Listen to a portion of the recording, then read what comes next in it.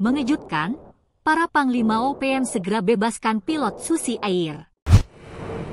OPM bikin kabar mengejutkan di awal September 2024. Beredar kabar, organisasi separatis di Papua tersebut segera membebaskan pilot Susi Air bernama Philips Mark Mertens.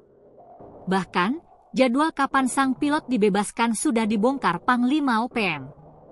Sekedar informasi, Philip disandra pada 7 Februari 2023. Ia diserang setelah mendaratkan pesawat di lapangan terbang Paro, Kabupaten Enduga, Papua Pegunungan.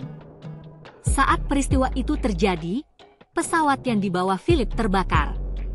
Setelahnya, OPM mengakui sebagai pihak di balik aksi pembakaran pesawat tersebut. Kelompok itu juga mengaku menyandra pilot pesawat. Philip beberapa kali muncul dalam video yang disebarkan oleh OPM.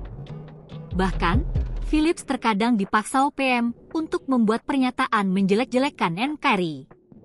Setelah itu, OPM berkali-kali menyebut akan membebaskan sang pilot.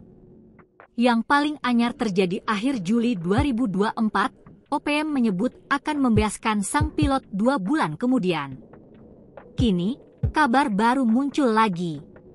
Belum genap 2 bulan pasca pengumuman tersebut, OPM menyatakan sudah siap melepaskan sang pilot. "Anytime kami bisa bebaskan, kami kerja terus," kata juru bicara TPNPB OPM Sepdi Sambong, Selasa, 3 September 2024. Sepdi enggan menjelaskan mekanisme pembebasan. Ia hanya mengatakan pihaknya tidak bakal koordinasi dengan TNI Polri. "Kami serius dan konsentrasi untuk bebaskan pilot pulang ke keluarga. Target bulan ini," ujarnya. Menanggapi pernyataan OPM tersebut, Kepala Satuan Tugas Humas Operasi Damai Kartens Kombes Bayu Suseno menyebut kelompok itu sudah berkali-kali menyatakan bakal membebaskan Philip.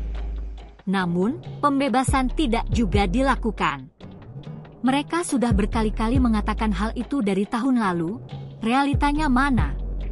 Mulai dari menjelang Natal 2023, Tahun Baru 2024, kata Bayu saat dihubungi, Sabtu, 3 Agustus 2024.